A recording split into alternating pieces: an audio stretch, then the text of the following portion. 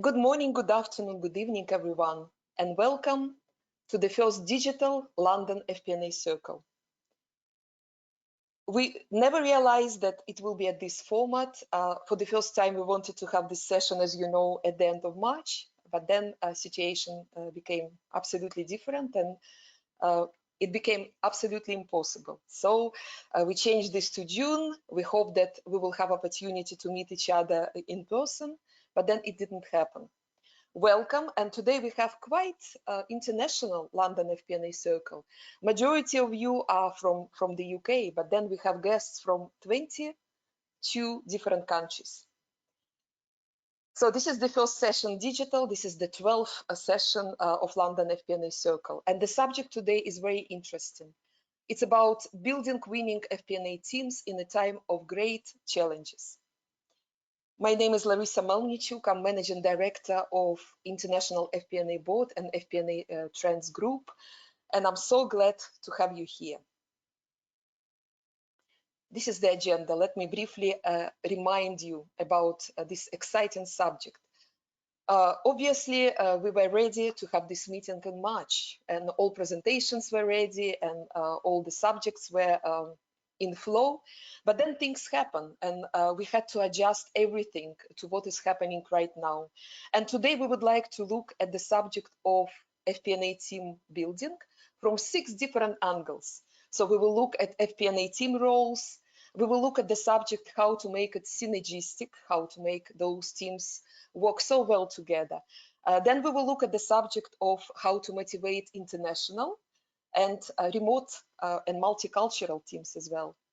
Then what about adapting FP&A teams to this new normal? What is happening right now? And there will be some insights about this. Then about technology, so how technology can help with collaborative planning, with making the team spirit working and really flying.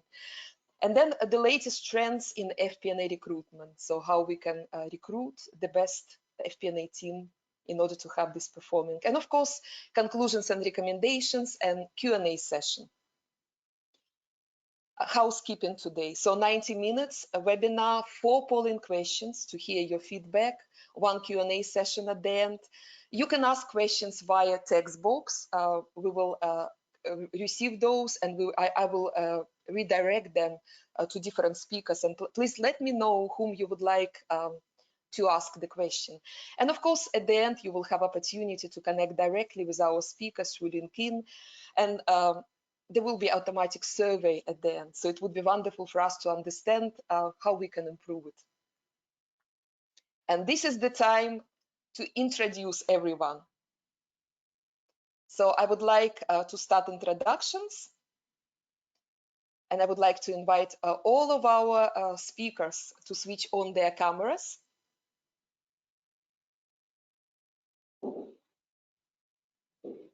Okay, so let us start from Hans Gobind.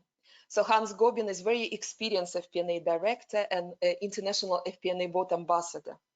Hans, you facilitated discussions in 3 countries. Yes, so it was in Paris, it was in Brussels, and also in where?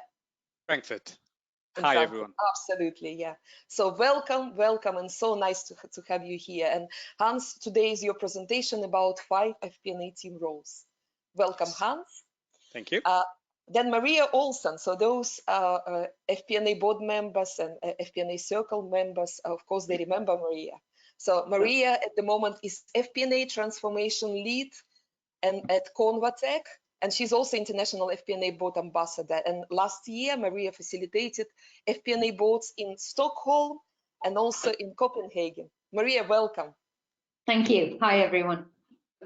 And the subject today about synergistic FP&A teams. So this is the subject for Maria. Then I would like to introduce Will Inglis, so who is FP&A Director at Avon at the moment. Will, welcome to the Circle. Again, you had opportunity to attend board meetings and circle meetings. Will located in the UK, but you have a lot of international experience, and this is the reason why the subject today about multicultural and remote teams, how to motivate them, how to build teams that are remote and multicultural. welcome. Also, we have Justina too, VP Global FP&A at BIM Suntory, who is a member of our Chicago FP&A board. But it's happened Justine is originally from the UK, and Justine traveled to the UK just before the lockdown. So she's managing her remote team from the UK. Justine, you're welcome. Thank you. Nice. Hi, everyone. And we have Alistair Gurney, Group FP&A Director at Unit4. Alistair has a lot of experience working for IT companies, and now he's a representative of our sponsor, Unit4. And Alistair will be sharing information about how technology can enhance FP&A team building. Welcome, Alistair. And finally, we have Jonathan Firth. All of you know Jonathan because all our London FP&A circles, they were hosted at their beautiful office in central London. Jonathan is Managing Director at Michael Page, responsible for London and Southeast area of the UK. So, Jonathan, you're welcome to FP&A Circle. Thank you very much. Glad to see you here.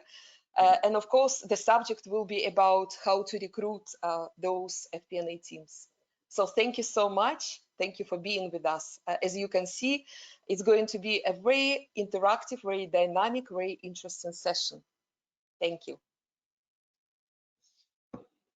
Now, a quick introduction about FP&A Trends Group and International FP&A Board. So a lot of traveling for me for the last 4 years, so definitely enjoying my time at home, as you can imagine.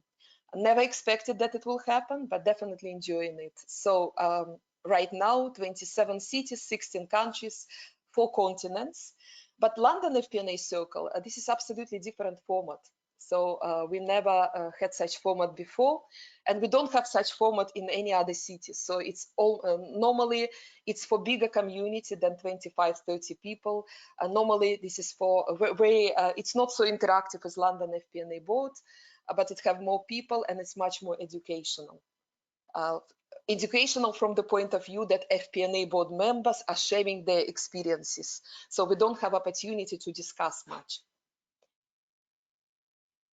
And before we start, I really would like to say thank you so much to our sponsor, Unit4, one of the most leading provider of powerful corporate performance management solution. Thank you so much for supporting us. And I would like to say thank you so much to our long-term partner with whom we started this project, Michael Page. Thank you so much for your support, for your global support. Thank you for being with us. Let me start with a quick introduction about this subject. Okay, so at the moment, every day I have a lot of telephone conversations with FP&A board members from around the globe. A lot of questions, a lot of challenges, a lot of opportunities. And when people ask what should be the best performing FP&A team, definitely it shouldn't be the team of qualified accountants or just finance people. The reality is that in order for this to be performing or synergistic, there should be different kinds of people.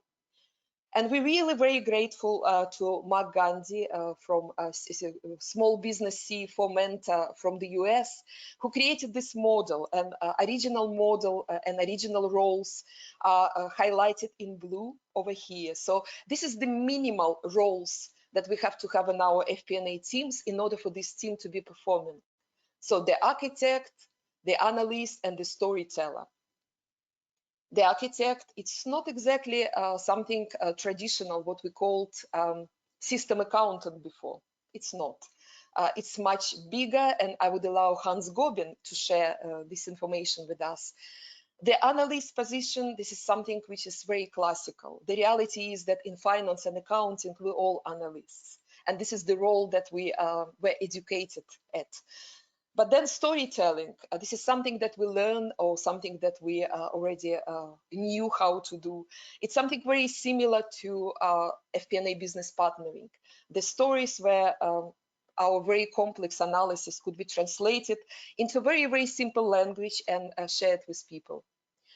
But of course, traveling the world and discussing this practically at all 27 chapters, many people said, no, it's not enough nowadays. It's not only the architect, the analyst, the storyteller. A lot of things happening at the data scientist world, and it's not exactly the data scientist, but the bridge between data science and FP&A. I would allow Hans to share this with us. And of course, it's about the influencer role. So those additional roles that we created at International FP&A Board, they highlighted in red. It's an incredible subject. And I would like to ask Hans Gobind, International FP&A Board Ambassador, to share with us more information about those new roles. Hans, you're welcome, and the microphone is yours. Thank you, Larissa. Thank you very much. As Larissa introduced the 5 critical roles, what I'm going to talk to you about today is 3 of them. 2 of the newest one that we've found going through all the International London FP&A Board, and then I will go into a little bit more detail about the FP&A architect. First slide, please, Larissa. The quote that I've gone with for today is from Ken Blanchard, American author, and it goes, "None of us is as smart as all of us." I believe this quote is very, very relevant to our webinar today, and also very important in our day-to-day working life as well as personal life. Ken is a thought leader and a famous publisher with 60 also books. The 1 Minute Manager is where this comes from, and I highly recommend you guys reading it. Thanks. Next slide, please, Larissa. So FP&A data scientists, there are 4 different blocks there. What I'm going to talk to you about is what is an FP&A data scientist. It's really a bridge between traditional data scientists and finance today. Traditionally, they used to sit within their own team. Now we have FP&A members with FP&A with data scientist skills sitting in finance. What do they do exactly? Very similar to what the traditional people do, extracting, cleaning, organizing, combining, analyzing, and presenting data to help the organization better make better decision making. And what are the skill sets that are required? These guys, be it the FP&A or the normal data scientists, will use a lot of scientific method, mathematical method, statistical methods, machine learning techniques. And the way this is different nowadays is that obviously we as FP&A, we have the FP&A background, the finance background, we know the business, and with all these data scientist skills, it really helps us to take the business forward into the next dimension. And this being a new concept, there's a lot of benefits to be having FP&A data scientists in our team. Accessing and interrogating data at a more detailed level, connecting disparate sources, slicing and dicing these sources, looking for all sorts of patterns, trend, mathematical correlation, and using AI in predictive and prescriptive planning and analysis. Lots of synergy, and this is the way forward. A quick sort of a poll in that we've done around all the international board has shown that 15 to 20% of our international board members actually use FP&A data scientists within their organization. So really coming along and really new, but a lot of organizations are starting to adopt this. Next slide, please, Larissa. The FP&A data architect. What I thought I'd give here is give you an example of what I did a few years ago in one of the organizations I worked and how that turned around to be an FP&A architect. So the state of affairs of that company, IT and finance were working in silos. IT was more or less like a black hole. You put in a request, you never get anything back. Mostly run by outside contractors. Very little understanding of the finance system, the link, the architecture, the data warehouse. very little report writing. More importantly, not so much understanding of the business, the levers, the drivers. So what did we do? We started by looking for a sort of a hybrid accountant. One would say a system accountant, but of course it has evolved from that now. We found very interesting people in the market. The person we went on to recruit was an accountant, qualified or not, didn't really matter, but with a love for systems and architecture. Various different qualification on different types of system languages and data languages. This person went on to sit within finance. She went on to look at the tables within the data warehouse, links between the different systems, building reporting, planning models, which were all driver-based, and doing a lot of scenario analysis, constantly reviewing the drivers and stress testing them and writing various different standardized reports. In the end, this person was an excellent asset to the FP&A team, and it removed the 100% reliance we had on IT to probably less than 10%, keyly around hardware. Great example.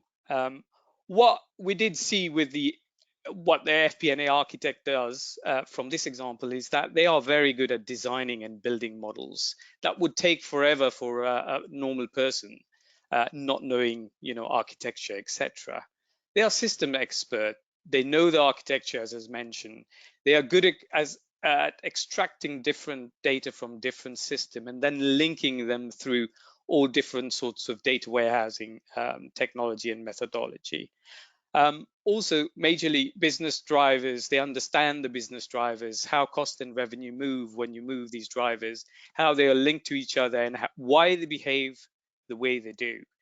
So they go on to build bridges between raw data and business driver, implement models that are very flexible, but also outputs that give you real analytics and better understanding, and in the end, help better decision making. Very creative and analytical role, I would say. Next slide, please, Larissa. The FP&A influencer. This is one of the new trends that we've seen and people asking for more and more. What do we do as FP&A people with the analysis and prediction and etc. that we have, once we do all that work? We should be helping in better decision making across the organization, but do we have the authority to do so? So we need to think about, how can we influence without authority? How do we do that? We need to develop our skills to direct the activities of the team and the organization towards achieving company's goal. We can influence through expertise, what we know, what work we've done, information, analytics, leadership characteristics, emotional intelligence, networking, collaboration, and working with others are key as well. We should also have some sort of an influencing strategy, know our customers, know the decision makers, know who the targets are, and work out how best to influence them. Then use all of the skills that we've talked about just slightly before to successfully influence and help better decision making. Last slide, please, Larissa. My last slide is just an intro into the next presentation. What is team synergy? We all know it's more than 1 + 1 = 2, as you can see on the image. It's much more than working together. Recruiting great team members doesn't mean great team performance. Performance could be better or worse. What are the qualities of great team members, and how do you bring these team members together? This brings me on nicely to the end of my presentation, and Maria, who will take over for the next presentation, will take us through recruiting synergistic FP&A team. So thank you very much. Thank you all.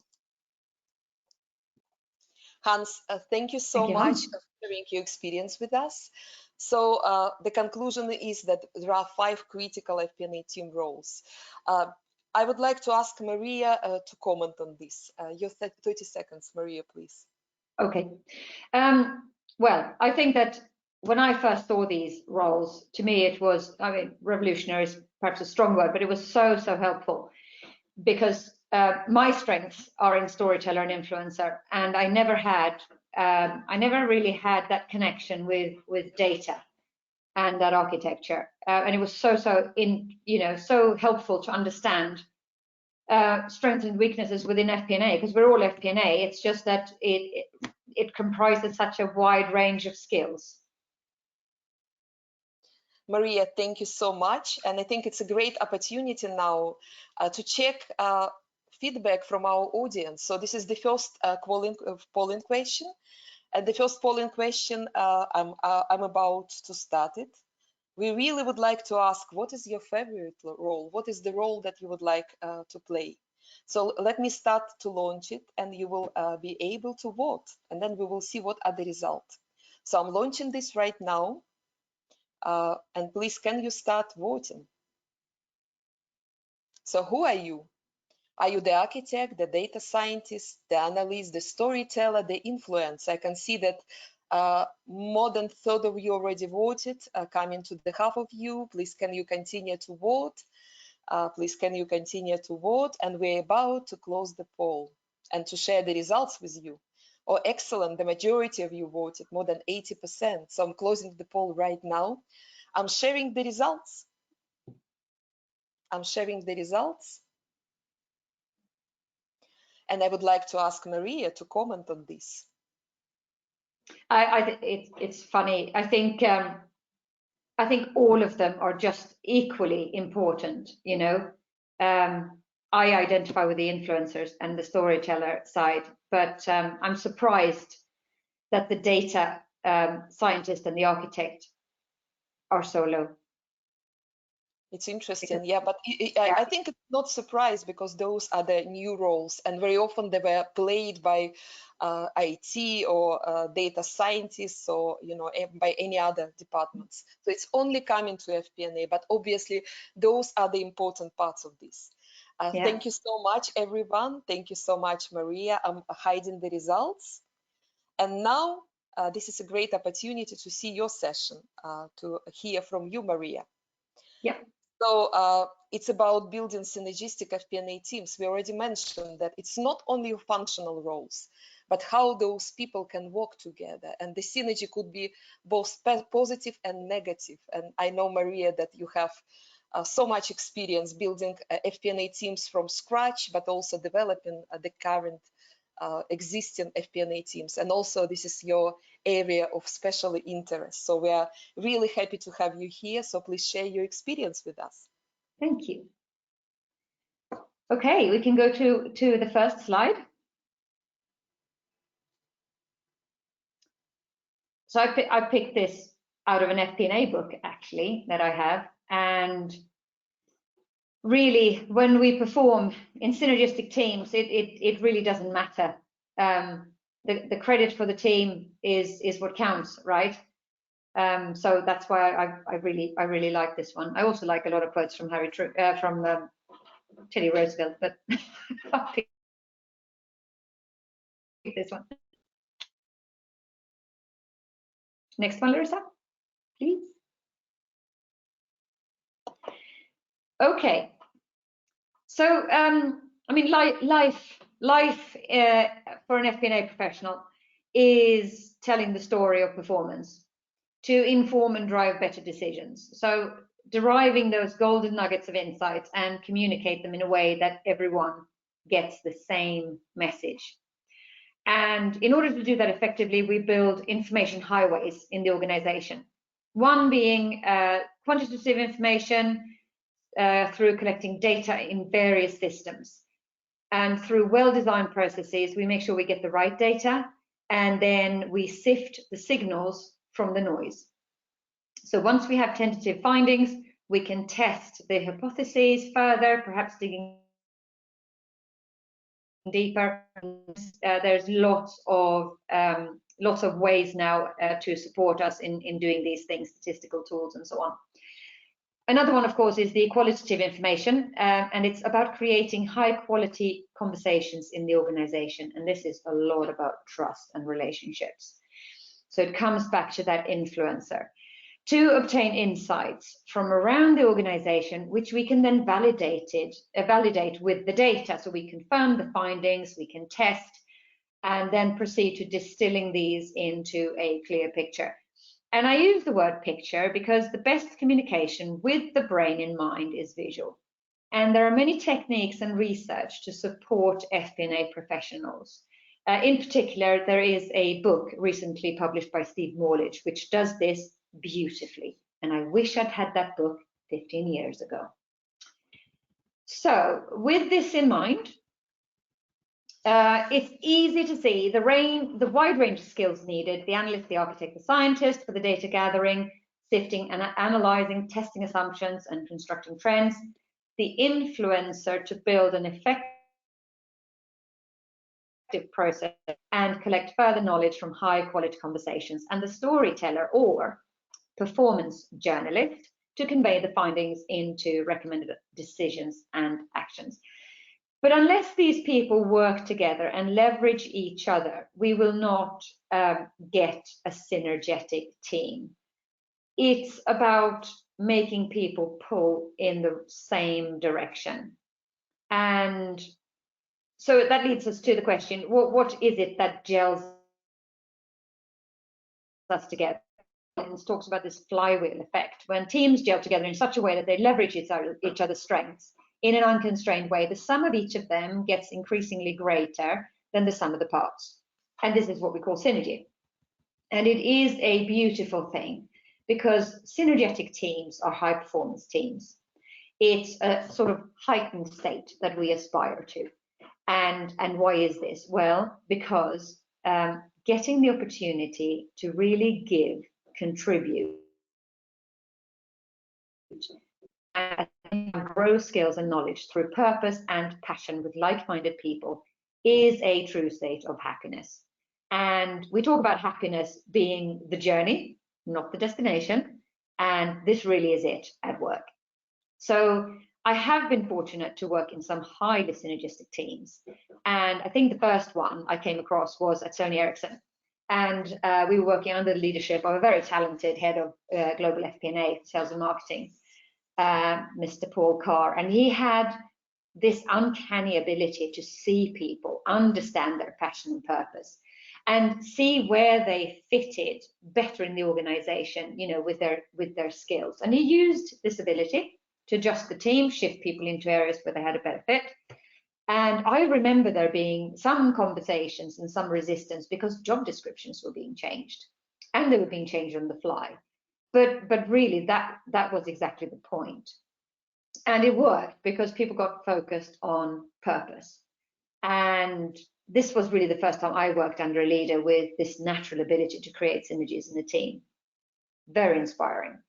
In my last corporate role at Coates Group PLC, we were a very small group FP&A team.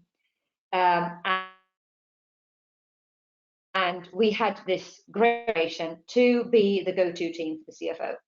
And in order to do this, we were constantly running stop, start, continue reviews so that everything we did was value-driven.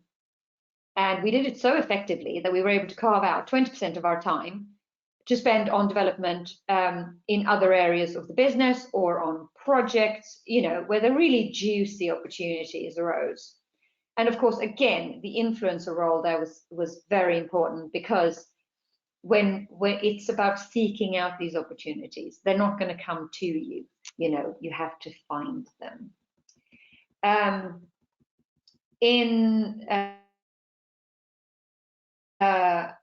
I was active as an interim role, and I was a Vertiv for 16 months, finished in December 2019, as part of a finance transformation team. And we were on a mission to set up a captive shared service center in Cluj, Romania, hiring 23 people to create an FP&A capability center. 23 highly qualified, passionate young people with huge expectations on us, burning to use their skills in a non-BPO environment. And this Cluj FP&A team, so they were organized to support each executive VP with the finance business partner in country. So they were very front office, if you like, with one team also supporting the FP&A director directly with the group picture. So we set this team up from scratch, and our main focus was to hire talent. It was all about talent. And then for quite some time, at least 6 months, people found their preferences and they moved around quite a bit and picked their teams. And I found it really helpful to help guide conversations around preference and fit using Mark Gandy's roles, as they had been really helpful for me as an FP&A professional to understand my own preferences and strengths. So joining people together is a skillful job. Teams are always changing and adapting. The environment changes, people leave, others join. Some have young children, some get sick, some lose loved ones. Life happens. And maintaining the synergy takes effort, compassion, support, and to an extent doing life together in the team. Occasionally, and I've certainly been through this as well, you get the negative synergies. And it can be just that one person who's just out of place, you know, who doesn't gel because of either personality or, you know, just different motivations. And if you're attempting to build capability, you're already at a 1 + 1 = 5. You add one person and the 1 + 1 + 1 suddenly becomes 2, because one team member just doesn't fit for whatever reason. Then for the sake of the team and for the sake of that person, they really need to find their happiness elsewhere. You know, there is a place for all of us, and they need to just go and find that. Now, so because the engineering part that creates the flywheel is people, only through seeing people, hearing people, leveraging their skills, channeling their passions through a common purpose is this possible. So, which brings me to my conclusions slide, actually. I forgot to ask you to change, Larissa. There we go. My conclusions are the best approach to building synergy in teams is to connect everyone's work with a strong purpose. Channel their passions through creating a framework for self-regulation, innovation, learning, and control. And trust people with freedom to act. Empower people to develop their skills into superpowers. Thank you very much. Maria, thank you so much for sharing your experience with us about synergy. I would like to ask Jonathan to share your 30 seconds experience about building synergistic teams, and from the recruiter point of view, what is the synergy? Well, I think just looking at Maria's last slide, every experiment that's been done around productivity of teams, starting probably the most famous in the 1970s, the biggest drivers for productivity have always had purpose and autonomy, or as she puts, freedom to act, as in the top 3 for driving productivity. And I believe that purpose is particularly important for the younger generation coming through now. Many companies have already latched onto this. Microsoft don't sell software now. They empower every person and every organization in the planet to achieve more. And I think even down at that department level, giving them that purpose of what they're building and why they're doing it is absolutely critical. Thank you so much, Jonathan. And now this is the opportunity for us to hear from the audience.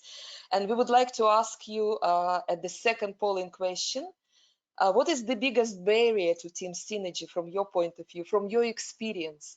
I'm launching this poll right now. You will see this on the screen. I would like to ask you to vote.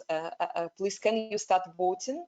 So what is the biggest barrier to team synergy? Is it internal competitiveness? Is it different mindsets? Is it poor listening and communication skills? Is it knowledge deficit? Is it a lack of alignment around the goals? So I can see that almost half of you already voted, more than half of you voted, the majority of you. I'm about to close the poll. So please continue to vote, and I will be sharing the screen I will be sharing the results, and I would like to ask Will to comment on those results. So what we can see here, we can see that the majority of people think that this is the lack of alignment around the goals. The next big is different mindsets, and then it's about poor listening and communication, and internal competitiveness, and knowledge deficit, it's only 3%. Will, would you like to share your 30 seconds experience? Yeah, hi everybody. No surprise at all from my point of view, because I've been in organizations where, you know, senior managers not cascading down the goals to the what I call the, you know, the workforce, the doers of the organization. And I'm a great believer in, you know, that the goal should be from the top and go to the bottom, and everybody's all aligned. And also, you know, different mindsets, because that's kind of like comparable to not having the right goals. And if people have the different mindsets and then different versions of what they believe is best, then you're going to have that clash, and then that will then cause the problems in the organization. So clear goals is for me, and I'm glad everybody's on the same wavelength. Yeah, at 44%. Well done. Thank you so much. Thank you for sharing your experience, everyone, and thank you, Will, for sharing the results. So this is the timing for the next session. And the next session about building effective cross-cultural and online FP&A teams. Will Inglis, who is FP&A director at Avon. Will, you're welcome, and the microphone is yours. Okay, thank you, Larissa, and thank you, everybody. I'm a great believer in, because I've been very fortunate to have traveled around the world and worked in many different countries. And it's the simple things like a gentle word, a kind look, and a good-natured smile works a long way. And the simple thing of saying thank you. I worked in a big organization, and the CEO of the organization said, you know, the hardest word to say to people sometimes is just a simple thank you, but it's worth $1 million. And I've used this phrase from William Hazlitt, who's an English critic, and I've always used that in my work experience. So next slide, please. So as I said, I've been very fortunate. I've worked in places in New York, Rio de Janeiro, Amsterdam, Moscow, Beijing to Singapore, and also spent a lot of time in different countries. Just on, you know, you've all done it in different parts of the world for a couple of days or a week's time period to achieve different results.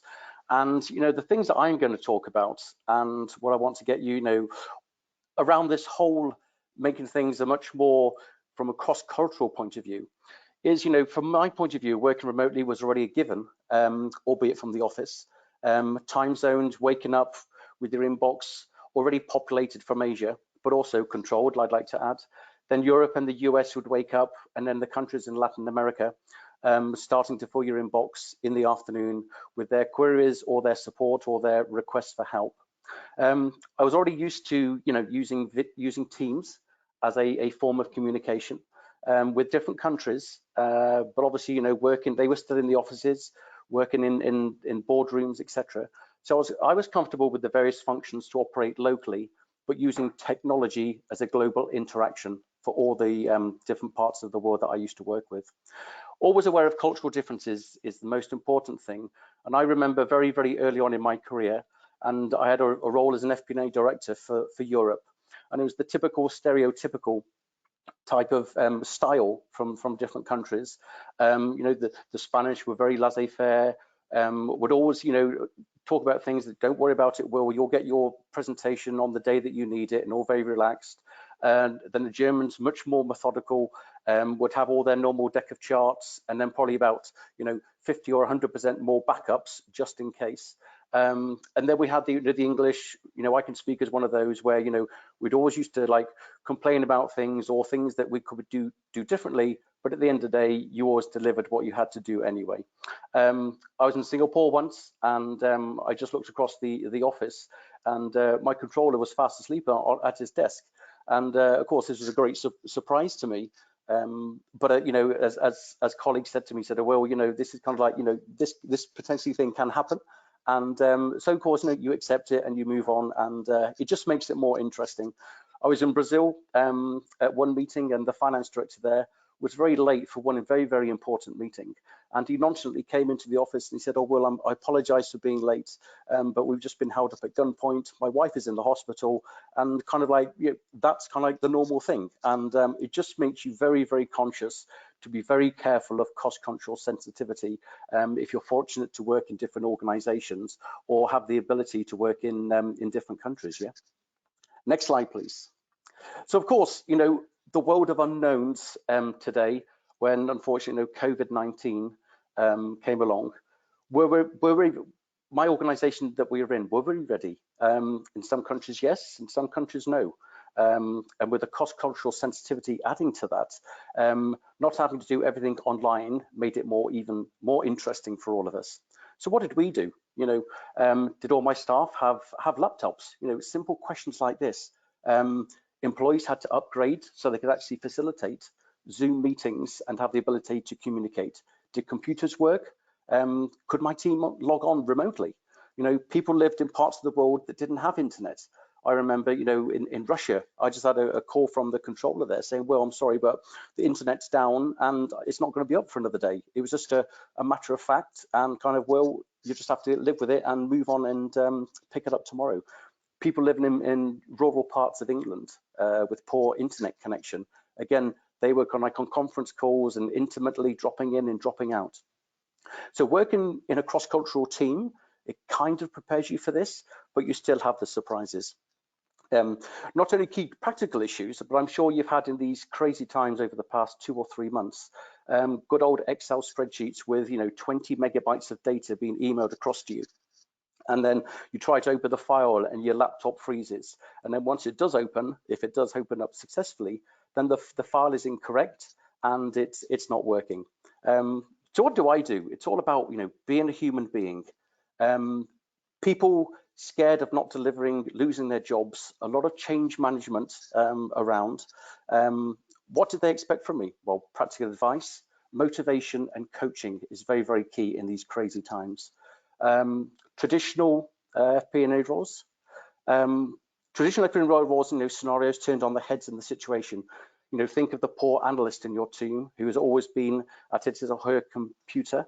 I think I've got a little thing. Are we okay? Sorry, all back okay? We can see you now. Okay, sorry, thank you.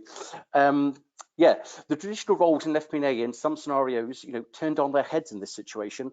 You know, think of the poor analyst in your team who has always been at his or her computer and not having to communicate verbally across Zoom about data.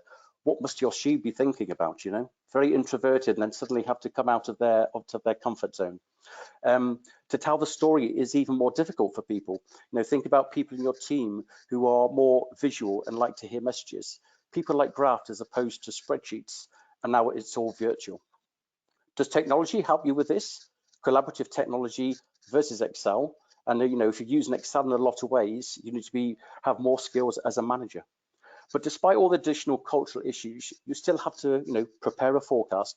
You have a crisis on your hand to deal with. And with so many, you know, change management style. So I started to use a more direct management style initially in the crisis and worked very closely with my direct reports, but also being very sensitive with everything else that is going on and ensuring that, you know, at the end of the day, the most important thing, their health was okay. You know, think about your team that's never worked from home before. You know, people, you know, there's a thing about work going in the office, and you know, people that haven't worked away from home before, it's difficult for them. So communication is key, but at the same time is not to overload them with virtual meetings, because then it's the opposite effect where people then start to get worried that you're over managing and don't trust them. So overall, the biggest challenge, regardless of style of communication method, is ensuring that the manager and the colleague relationship remains with that human touch, which is so, so important.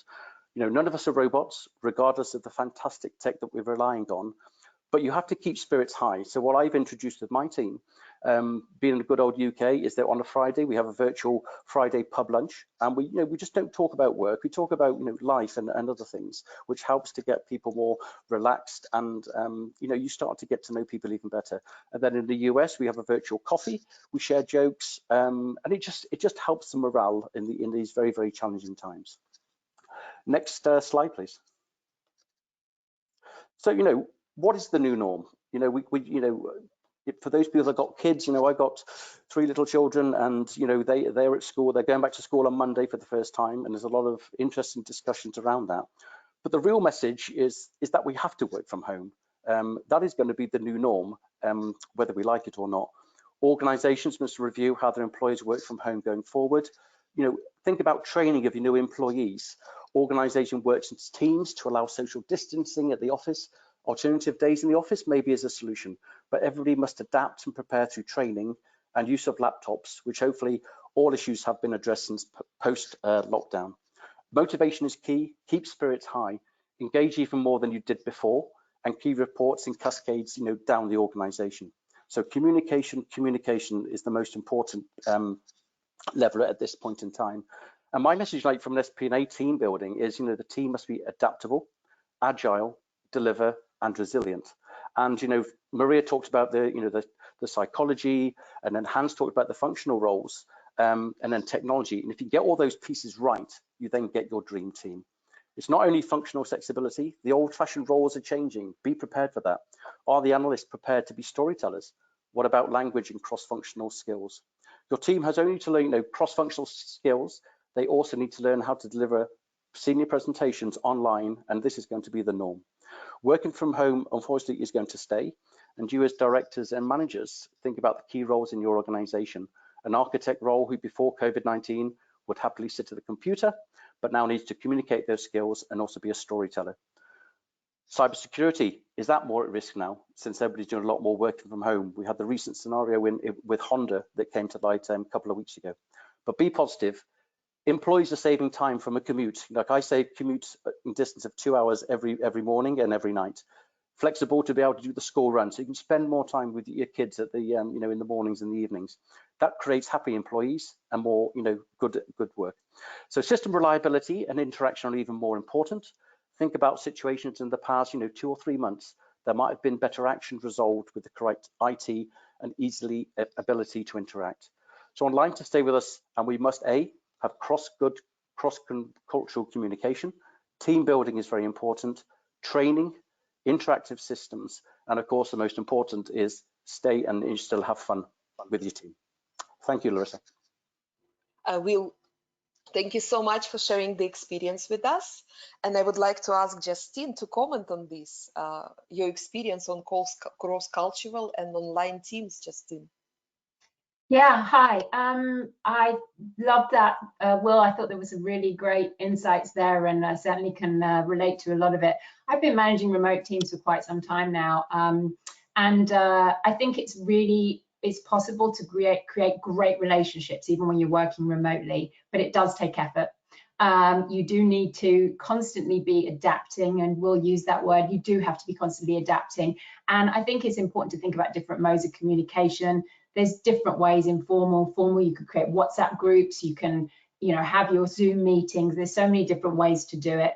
And I think the important thing is to get feedback from the people that you're working with, to see how the communication is going with them, and then that will really help you to adapt well. Thank you so much, Justine. And now this is the timing to hear from the audience. I'm launching the next one. The next quick polling question, and it's about what is the biggest remote work challenge you have at the moment. So I'm launching this right now. I would like to ask you to start voting. So is it working too much? Is it difficulty in prioritizing your work? Is it constant interruptions from your household? Is it loneliness and lack of human interaction? Or is it communication issues and being off your office? So I can see that the majority of you already voted. So please, just a few seconds, please continue to vote. The majority of you, over 75–80% now voted. So I'm closing the poll and I'm sharing the results with you. And I would like to ask Alistair to comment on this. So Alistair, would you like to comment, please? So we can see that working too much, it's one of the biggest problems. The next one, it's communication issues, being out of the loop. The next one is loneliness and lack of human interaction. And of course, it's interruption and priorities. Alistair? Are you there? Yep, try see if that works. Apologies for that. Yeah, I completely agree from my point of view. Working from home, it's hard to know when you're allowed to start in the morning because your laptop's there from when you wake up, and it's hard to know when to stop in the evening because your laptop's still there until you go to bed. So I think like learning the disciplines that we've got in the office that enable us to step away from work a little bit is a real challenge at the moment. Thank you so much. Thank you for your commentary.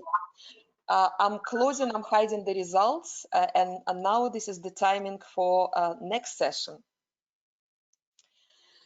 Justine, this is the timing for your session right now, and it's about adapting FP&A Teams to the new normal. So Justine, the microphone is yours, and camera as well. You're welcome. Thank you, Larissa. I'll go straight to the next slide, if I may. So my quote here is from Nelson Mandela: "It always seems impossible until it's done." And you know, during these unprecedented times we find ourselves in at the moment, some things do seem extremely difficult and sometimes even impossible.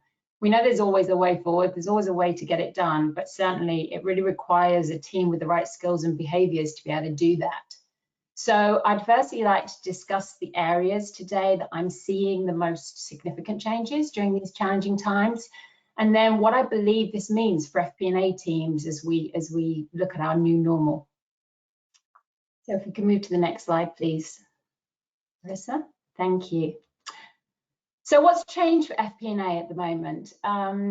Different businesses are being impacted, as we all know, in very different ways. Some have seen materially improved performance. So, I mean, I was talking to someone recently who works for a cereal company in the US, and they've had declining sales for years, and everyone's eating cereal during lockdown. So their sales have rocketed. And then I used to work in the travel industry, and you know, there's unimaginable declines right now. So very big volatility, and I think that's our one consistent thing in this new normal, that we're all seeing uncertainty and volatility in business performance. And from an FP&A perspective, what we've done in the past might not necessarily work right now. So firstly, I'm going to talk about planning. Currently, as I'm sure everyone would agree, it's all about scenario planning. Certainly for me, our plans for this year are pretty much for the garbage bin. And we totally need to reassess our corporate calendar and our processes. To run things as we've always run them will be extremely inefficient for the business right now. So we've had to really quickly adapt. And no matter what the maturity of your planning process is, it's a really difficult time. Then also in this environment, many business indicators have changed. So the KPIs that we've relied on, that we've targeted, and we know what success will look like, have changed. For me personally, working in the alcohol industry, e-commerce has suddenly accelerated dramatically, and even regulatory changes have happened and accelerated. So market maturity for e-commerce is accelerated many years. Consumer needs have changed overnight, and so our business has changed, our lens on it has changed, our KPIs for success have changed. And then in terms of resource allocation, it's never been more critical for us to focus on this, but it's changed immeasurably. We're all looking to protect profit and cash. We've got highly volatile revenue streams, and it's really challenging to assess what that looks like and make recommendations against the backdrop of so many unknowns. And our analytics capabilities, no matter how mature, again, our organization, have been challenged. Historical trends and macro industry data points that we might use are no longer necessarily allowing us to drive insights and forecast forward. So that's been a very significant change. So overall, a heightened spotlight on FP&A. It's always been an important part of the business, obviously, in terms of bringing value, but now there seem to be unprecedented demands and needs. So as we change and we look to see where we put our energies, certainly as for the next year or however long we're in this new normal, what does this mean for FP&A teams? So if we go to the next slide, please, Larissa.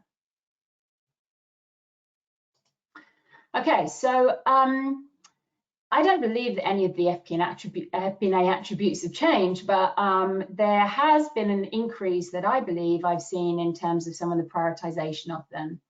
And as we consider those FP&A roles we were talking about earlier, I believe that to varying levels, these apply across all the roles. The first important, increasingly critical area for me is creativity. Talking about rethinking our planning processes and understanding different business drivers with constantly changing customer and consumer needs, some of which remain, some which won't. This requires a really creative mindset as we look to adapt. Commercial curiosity and business acumen, again, never been more important. The breadth of thinking is really key when we think about things like resource reallocations and doing things fundamentally differently to how we've done them in the past. It's critical that we have an enterprise-wide view, whether you're in a market or a corporate role in FP&A, having that commercial breadth and understanding is really key in this context. And then commitment and resilience. FP&A has never been an easy place to work, but from my personal experience right now, the new normal has got increased workload and, as I mentioned, heightened focus. And as we look at that last poll in terms of the workload, I think it would reinforce that. It's very rewarding, but certainly it requires strong commitment and resilience at this time. And I think resilience is such a key attribute to have in FP&A teams or to develop as needed. I've previously had outside-in resilience training for teams, FP&A teams in the past, which I can highly recommend, and I think are never been more important than they are now. And then trust. Confidential matters have accelerated. And as our work drives discussion around some really tough trade-off decisions, integrity of the team and trust in all areas is more key than ever. So with these current changes in needs and prioritization, I think these are really important attributes that we consider as we develop our FP&A teams and as we look at recruiting as well. The great news in this context is I've personally seen some stars emerging in my team, uncovered some hidden talents as these new opportunities arrive for personal growth, which is great to see. But it's also important to recognize that some individuals in the team might need more development and help in certain areas in this difficult time as well. So that's an important balance as you adapt the team. So this is talking about the new norm. We don't know how long that's going to go on for, but what about when things stabilize? Again, I think our fundamentals remain, but areas like analytic transformation will very likely accelerate. So I think it's really key to keep teams focused and not lose sight on driving maturity in that space. So overall, certainly I'm focused on leveraging the strengths I'm seeing in my team, enabling development opportunities as we adapt to dealing with our new normal and our short-term priorities, and then also keeping a really strong focus on that long-term maturity vision. So thank you. I'll pass back to you, Larissa. Justine, thank you so much for sharing your experience with us. Now I would like to ask Alistair to comment on this. So what is the new normal for you and your team at the moment? Well, the new normal isn't so much a new normal for me, because for me it's a relatively new role, but we're all working at home, and obviously that challenge, as both Justine and Will highlighted, is very significant. And I think we're all learning how to deal with it. We've spent years learning how to manage the stress of an office environment, and how we've got lots of little micro routines of how we do that, whether it's getting coffee or getting lunch together or just leaving the office. And we just need to learn those equivalent skills so that we can excel in a remote environment. Similarly, the personality traits that enable people to command attention in office environments, and that sort of charisma which is valuable there, probably requires a slightly different skill, slightly different approach to have a similar level of impact in an organization when you're operating through a series of one-to-one video calls. So I think that's the big challenge we've all got at the moment. Thank you, Alistair. Thank you for your commentaries. And now I would like to give the microphone to you, Alistair. So the next session is about how modern technology can enhance FP&A team building. Alistair, thank you. I would like Thank to you. ask you to adjust microphone just a little bit for the quality. Well, I'm afraid I've resorted to the backup microphone because the first one completely failed. So this is the best I can manage right now. I do apologise. It's better now. It's better. If I sit forward, I'll get a bad back, but you can hear me. So I'll start not with, I didn't have a quote of my own, but I can slightly flip around the Mandela quote we saw previously. So it seems possible until you spent 2 years and 9 million quid trying, and then it starts to seem a bit less possible sometimes. But I think that's the story of quite a lot of major technology transformation projects and organisations. So I think we need to put a lot of effort into not making that happen. But if I start a tiny bit of background around, so I only started at Unit4 7 weeks ago. So for me, the technology enabling collaboration hasn't so much helped, it's made the job possible. I simply couldn't have met my team and worked with my team at all without the tools we have now. And that's both the way we share data, the way we analyze data, but also just the video call functionality and so on. As I simply haven't physically met any of my team ever. Quite an odd situation to be in. The structure we've got is like a lot of global businesses, we're sort of mid-sized global software business. We've got regional finance directors, we've got a shared service centre, we've got a control team and a corporate FP&A team. But the thing I would stress is that FP&A is not limited to a corporate FP&A team. It's not even the wider finance team. FP&A is happening across the whole organisation. So there are analysts everywhere in the business who are looking at financial metrics, amongst others, to report on them on behalf of the executives who lead those teams. And that's being fed into board packs, it's being fed to external parties, and it's driving business decisions. So I think it's really important when looking at any technology stack or any way of working to realise that we running FP&A teams are actually only one part of the wider FP&A activity in an organisation. So it's something to keep in mind when you're planning stuff and look at like how are other people going to benefit from whatever systems and processes you put in for your central teams.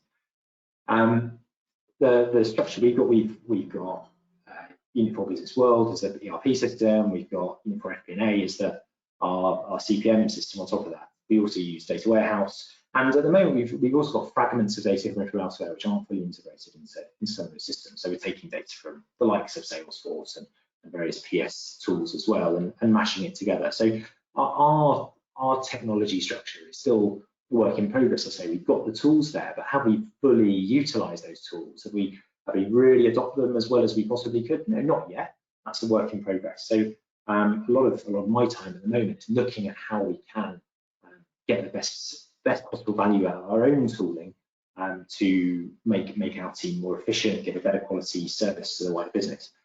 So obviously what we're aiming for is a unified data stack, all the data being managed at the lowest possible level, but feeding up with the right level of data accessible by the right people through fewer competing sources as possible. Can we have the next slide, please?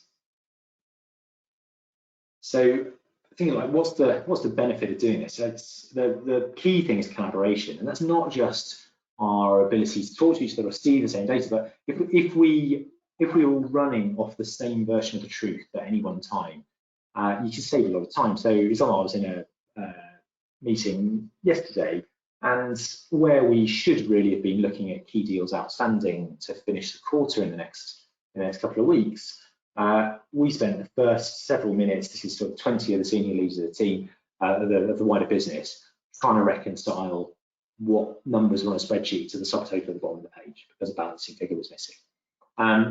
Examples like that, I think, highlight how important it is to have clear data and clear presentation. And a lot of that can be avoided if you were having an audited, carefully constructed report that was produced as standard, as opposed to ad hoc analysis on the back of a fact packet you try and replicate, but occasionally screw up.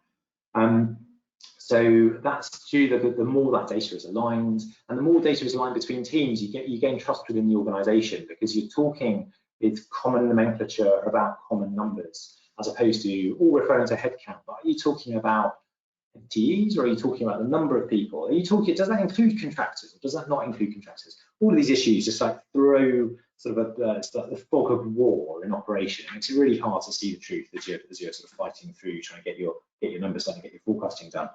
I think also the better the systems work, the more strain they take off the team, and the quicker you can perform your analysis, the quicker you can get close to the business. And you can actually spend time with those operational leaders who need your input, need your support, sort of giving your customer the best of you rather than making them wait while you go and shuffle some data and shuffle some spreadsheets. So that all helps free up a bit of time so we can actually concentrate on a bit, which I think almost everyone, if you interview anyone for a role in FP&A, what they'll say they want to do is talk about commercial stuff and plan commercial stuff and work with the business and so on. But the reality is, so many people working in FP&A are not doing enough of that because they're too busy making up the poor connections in data elsewhere in the organisation. Okay, for the next slide, please. So on the route to trying to get this data stack or this technology stack to work, so what do we need? Define the needs, and it's very easy to define a perfect end state, but it's really important to define the intermediate states you're going to pass through, because I think if you take off a bite-sized portion of a project, there's a pretty good chance of delivery. If you try to get to utopia from a standing start, you probably won't, or you'll get disillusioned, you'll get people leaving the project partway through, taking important information with them, and so on.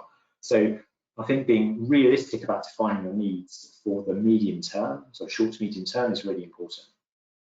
I would say always simplify the stack. There's a temptation to get best of breed functionality from any number of different apps you can get to do all sorts of different things in the organization. But every time there's an extra interface, however clean the API is, it just increases the chance that there'll be a slightly different version of a number. There's one more set of processing. People will think they're talking about the same thing, but that was the one that was processed by the app, that was the one before it went in. And I think that creates the potential for complexity. You can avoid it with very careful process control and very clear naming of things, and a lot of discipline within the team, but you minimize the chance of it if you choose a rationalized stack of technology that delivers what you need in the simpler way possible.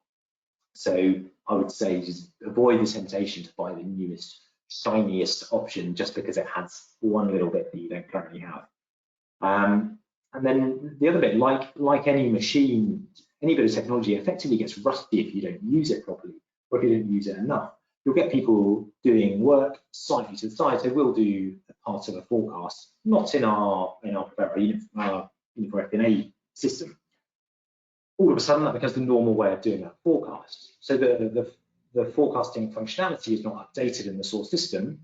And then when you come to do it a quarter later, actually you might have changed the data structure a bit. And at that point, you can't use the source system because the dimensions that set up to do that piece of the forecast are then outdated and not what you want anymore.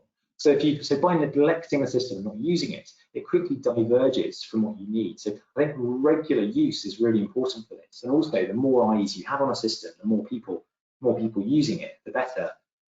Because it'll generate more ideas as to how you can further improve as you carry on. So I think really forcing the team to adopt something which they probably didn't think they needed because they already could do what they did in Excel. And in the short term, it is harder work. I think really pushing that on your teams is very important in the longer term. So I think if you've managed that, if you've got a coherent data stack, a coherent tech stack, and everyone in the team is using it well, then I'm not sure you necessarily need very much more from this presentation. So I'll pass on at that stage. Alistair, thank you so much for sharing your experience with us. I would like to ask Justine to comment on this element of how technology can enhance FP&A team building journey. Yeah, I mean, I think it's some really interesting thoughts, and I couldn't agree with you more on many of your comments. And I agree that this is sort of across FP&A, the one version of the truth and the alignment is a super important area of efficiency. And to ensure that the team are being able to focus on value-added activity. So it's obviously a massive game changer. I would also comment on the fact that sometimes it can really change the relationship with some of your business partners as well. If you can enable technology for self-serve and actually start changing that dynamic with the business partner in terms of them being able to actually access information or drive forecasts themselves, and from a commercial marketing perspective, for example, then you can completely change the value you add as a partner as well in terms of coming over the top in a different way. Thank you so much for your commentary, Justine. And now this is the timing to hear from all of you. So this is the fourth and the last polling question.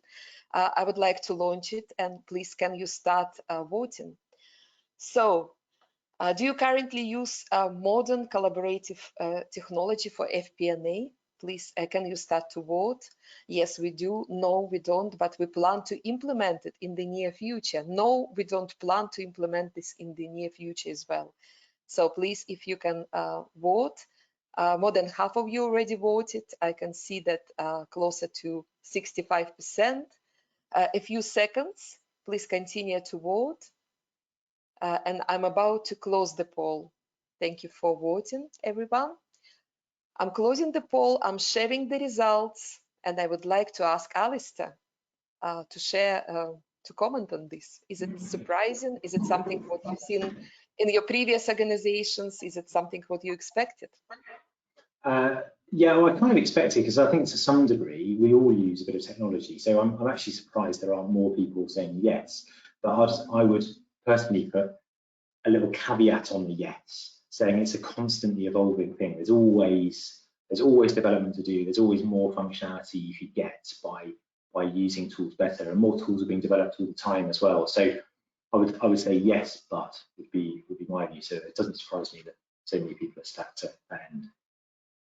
Thank you so much. Surprising actually that 12% don't have the technology and don't plan to implement. Obviously, in the environment like this, it could be quite risky. Thank you so much for your commentary. And now it's a great timing to start the last session, and the session which will be looking at the latest trends in FP&A recruitment. So how to recruit the perfect team. I would like to introduce Jonathan first, Managing Director at Michael Page. Jonathan, the microphone is yours. The camera is yours as well. Thank you, Larissa. If you move to the first slide. I think the quote I've given probably is fairly self-explanatory, but I wanted to take the opportunity to thoroughly recommend to everyone the book, The Power of Habit. If you have an interest in how people make decisions and how we as humans make decisions, I would very much recommend reading it. Next slide. I think dealing with a very large variety of FP&A teams, both in the UK and globally, I just thought it might be useful to talk about what we're currently seeing in FP and recruitment. I suppose to a certain degree, where are teams and departments on this journey that's been sort of laid out today? And secondly, we all know it's difficult to attract the best talent, and so to provide some insight into the current job market and going forwards. For us, FP&A departments are pretty consistent in reporting that their main challenge is the moment is that they're increasingly being asked not just what is happening, but why it's happening. And the result of this is the development of what we're seeing as a bit of two-tier departments, which look a bit like the start of the journey that laid out by Hans. Data analysis and science is being adopted and recruited to provide the data, create reporting, dashboards, models, etc. However, your more standard accountant, so a qualified accountant in the UK, for example, is still seen as required to interpret the data, to present back to and influence the business. So classically, the influencers as Hans described. Now, these accountants are expected to understand data structures, how to handle big data, etc., but they still seem to need to come from that accounting background. Even someone with an MBA is felt to be an interesting question, but very, very rarely chosen by departments at the moment. And this does create a small complication for the data specialist from a career point of view. Now, big companies are tending to build data analysis teams that also feed into marketing and areas of IT, etc. However, what we found is that IT often have the biggest influence on these teams, and so it's not always the perfect solution for FP&A. SMEs tend to go for a junior data person, but then have the problem of needing to move them, or them needing to learn accounting or take an accounting qualification in order to keep their career going. However, I believe this conundrum will be sorted out, as the best data specialists will naturally infiltrate more senior positions, and the lack of skills available in the market will probably force the issue anyway. I think digital forecasting, machine learning, etc. will take away some of this basic data work, but won't threaten the overall position of FP&A. And equally, there are some people that worry that FP&A departments are maybe moving away from their historical accounting home to be closer to operations. And will that leave them a little bit homeless? Well, for us, the demands on FP&A to explain this, why things are happening, means they are being increasingly relied upon by finance directors, who in themselves are now more strategic board directors and very much less head of accounting. And this is exacerbated by the reduction in strategy departments, or sometimes called business development departments, over the last 5 to 10 years. So the storyteller and influencer will increase in importance despite any robotics that may come in, and is also vital to the finance director. In fact, probably the modern FBA department is the perfect training to be a modern finance director. And so we believe those links will only strengthen further. On to the next slide. Having said all that, departments may have to stretch, adapt, and open up the type of skills and a background they recruit. In 2019, 68%, nearly 70% of employers struggled to secure the right skills. And even up to January 2020, Gartner declared that staff shortages have become the top emerging risk facing organizations globally. Now, obviously, COVID has come since then, but it is not a cure to this. Whilst we are seeing rising unemployment, people maybe have seen in the US that unemployment dropping pretty quickly as well. So we feel there may be a restacking of the cards, but it's not going to overcome the long-term problem. McKinsey's have stated that they believe we are short of 40 million graduates globally in 2020. Others have put that figure in the UK alone as £4 to £5 million. So the staff shortage is going nowhere. So looking at larger or different pools will be advantageous. But I thought also helpful to give some guidance as to how to secure the people that you want. And the questions that I would ask of you is, what does your recruitment process say about your organization? Do you talk about value propositions in your organization? Does your process really learn about each individual candidate?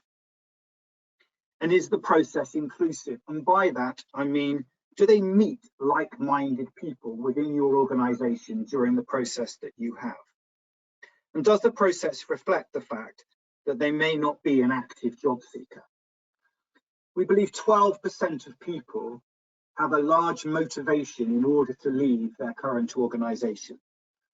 When hiring, and basically as a manager of a department as well, the slightly scary statistic is that 73% of people are passive. So they need to be sold to, in uncertain words. They need to have the boxes ticked. And I put a few stats in from a PwC 2019 survey. And the top 3 of those that people are looking for are culture, reputation, and diversity and inclusion. The next 2, which I didn't add, are upskilling opportunities and ideals. This is what they're looking for, and this is what needs to be covered, and this is what needs to be proven within your organization. And in fact, PwC concluded off this survey that the data shows that your firm's culture And the experience you provide people in the interview process is the main differentiator for securing them or not. That's it from me. Thank you so much, Jonathan. Thank you for sharing your experience with everyone. I think it's a great timing now to make conclusions. And as a conclusion, I would like to share with you this incredible research by Carnegie Institute of Technology, that 85% of financial success is due to skills in human engineering, your personality, your ability to communicate, negotiate, and lead. And shockingly, only 15% is due to technical knowledge. So reality is that human engineering is so important for building successful FP&A teams. This is the timing for Q&A session. I know that there were some questions during the presentations, and I will start to divert those questions to different speakers. But now you can start using your text capabilities and start to diverting those questions. But please indicate those people whom you would like to ask the questions.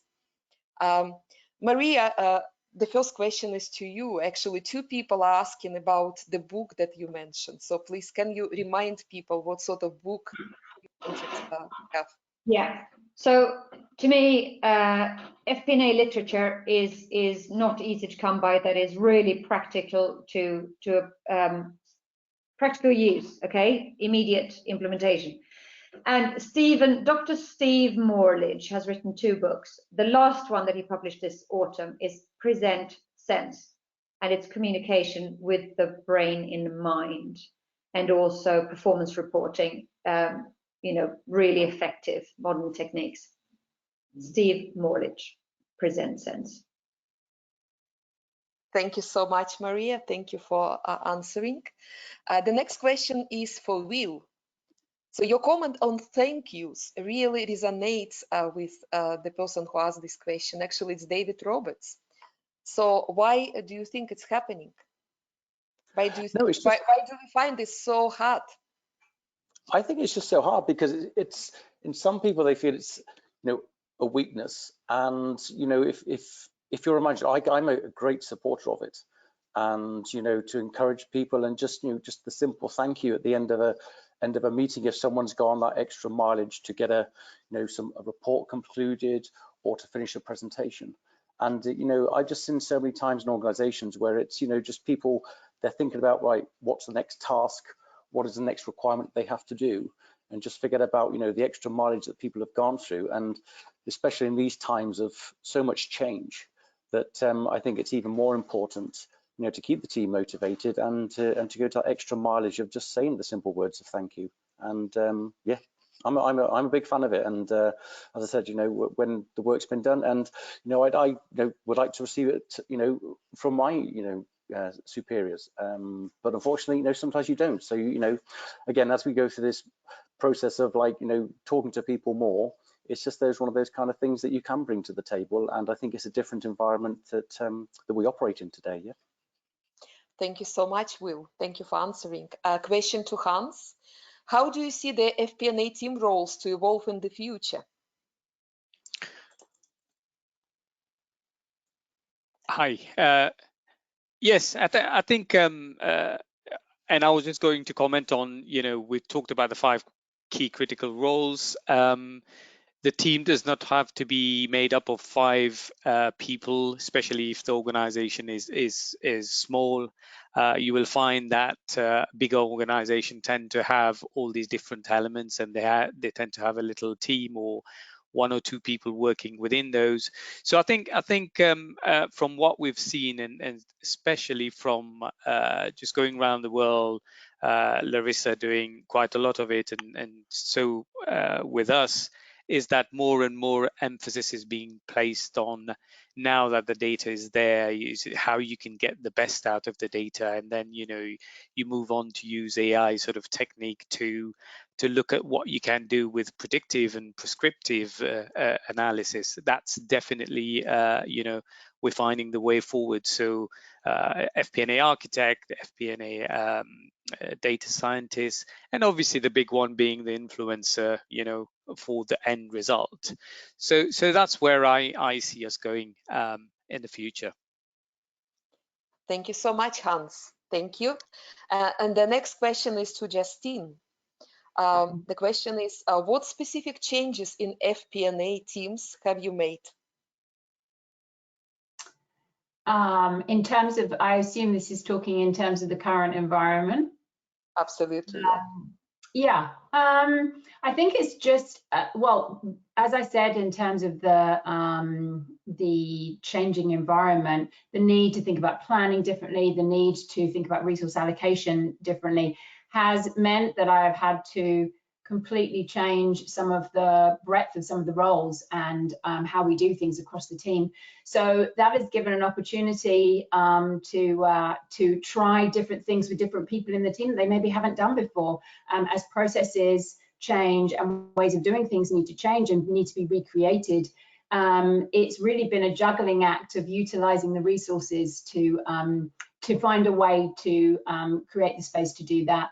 And that has, as I said, created some opportunity to see some hidden talents along the way. So, that's the positive I see that's come out of this environment. I feel as though across the board for my team, actually, the amount of change I've had to do in terms of moving roles and responsibilities around and changing ways of doing things has given everybody a different opportunity during this time. Thank you so much, Justine. The next question is to Jonathan.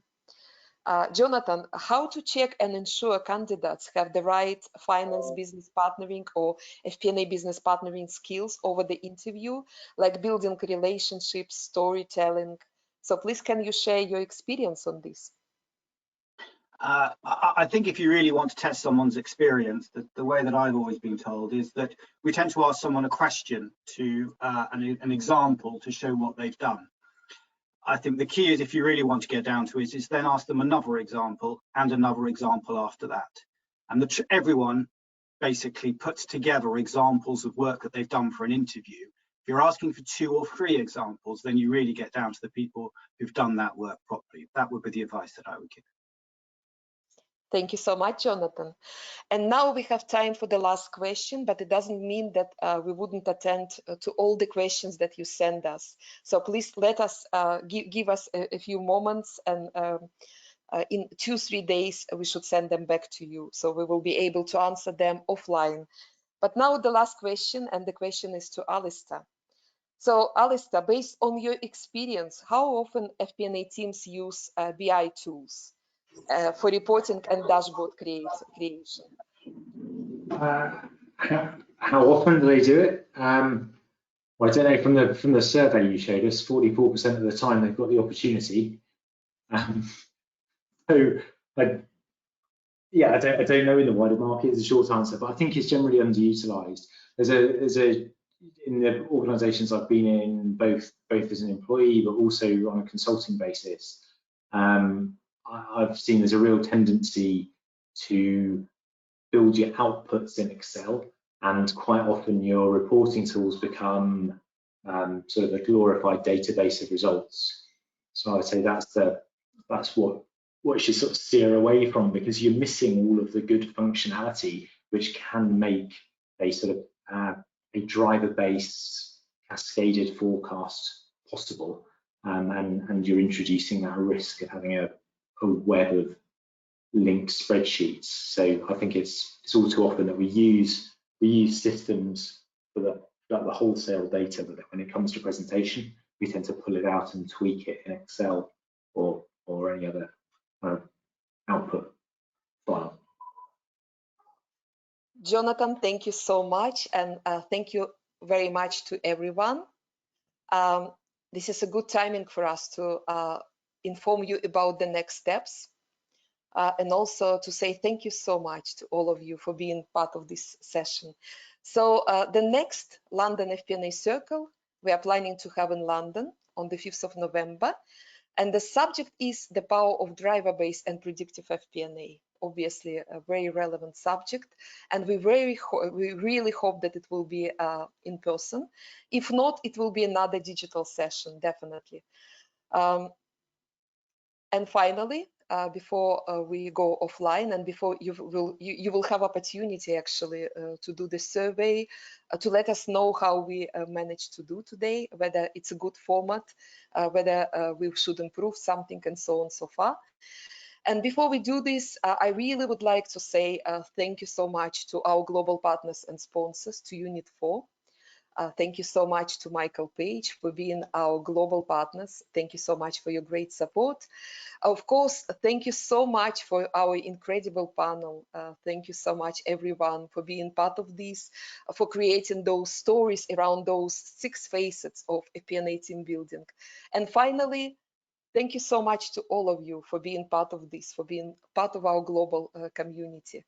Thank you so much to London FP&A Circle and to our guests from 22 countries around the globe. Please stay with us. Really happy to be to moving FP&A to the next level. Really happy to hear your stories and your case studies. Thank you so much. Please stay with us. All the best.